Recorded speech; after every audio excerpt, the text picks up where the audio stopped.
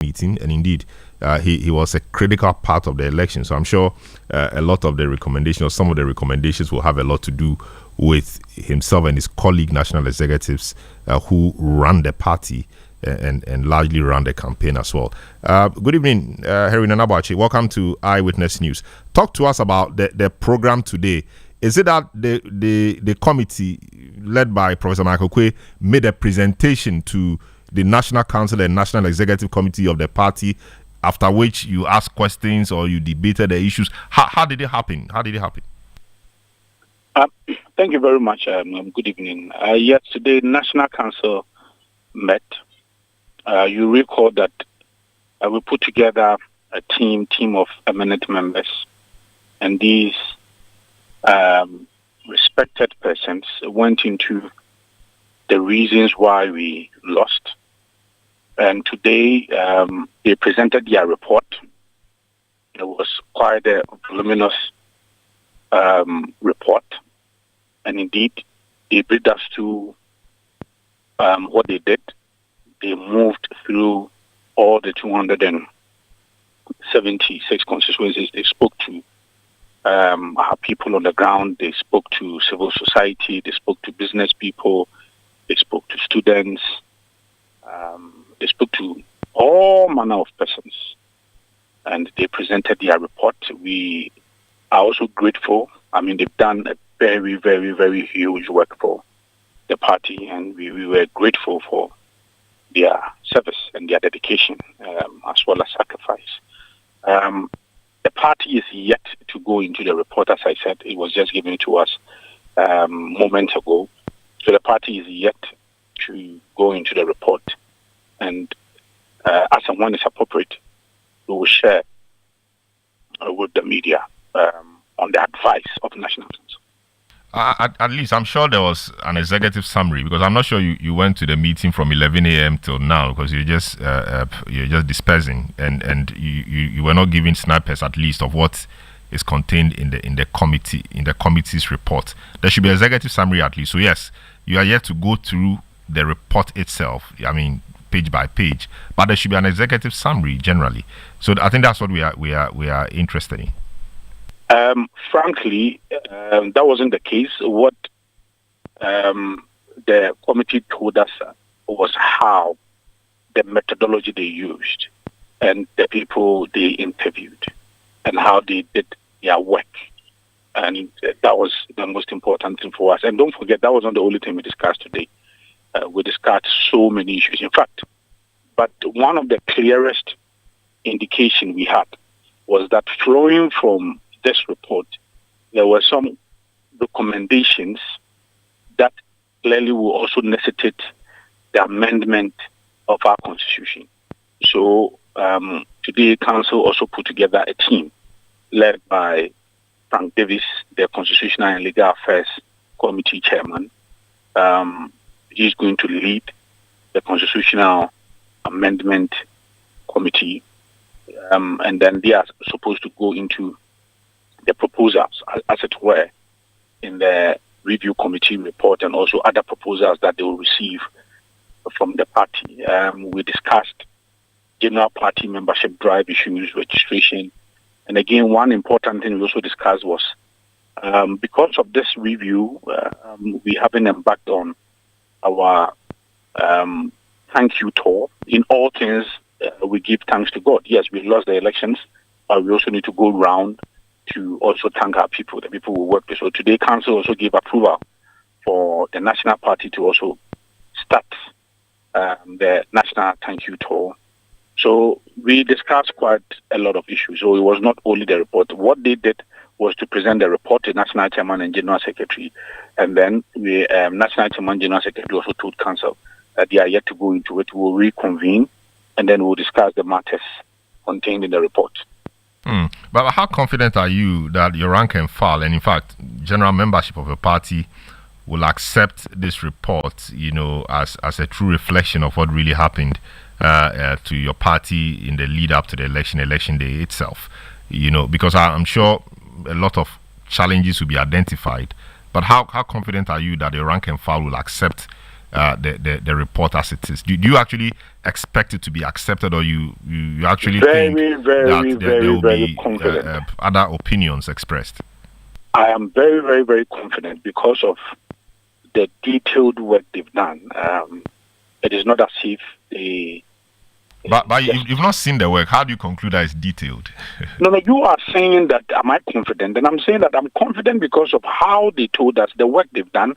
They moved around the 276 constituents. They've spoken to almost everybody who matter during the last elections. So that is how confident I am that yes, indeed, they have done a detailed work because of the methodology they presented to us. And that is why I'm saying that I'm confident. I see. But speaking generally, I mean, first time I think your National Council and National Executive Committee are meeting this year. Correct me if I'm wrong. And so you should. I'm sure some other political matters came up. Did you guys, per chance, talk about the new administration? I mean, we are heading towards 120 days or so, and a number of promises were made for the first 120 days. What was the general mood of the meeting in respect of the performance of this administration?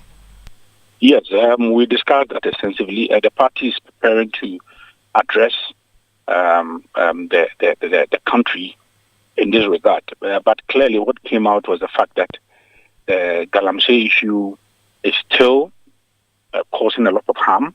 Indeed, it is rather worsened under this government. If you go around now, the dirty water is now actually sand. It's dried up and it's quite disturbing. We also discussed the Boko issue. I mean, the Boko issue now is really getting out of hand. And shockingly, you have a whole IGP who goes in there, and it looks like he was even scared for his life. Right? We've had 2 policemen shot dead. There are some reports that what the police put out is not the accurate report, and that these were clear attacks on these police people, but then the police is also blaming it on armed robbery. It looks like the Boko issue is really, really, really getting out of hand. We said it indeed.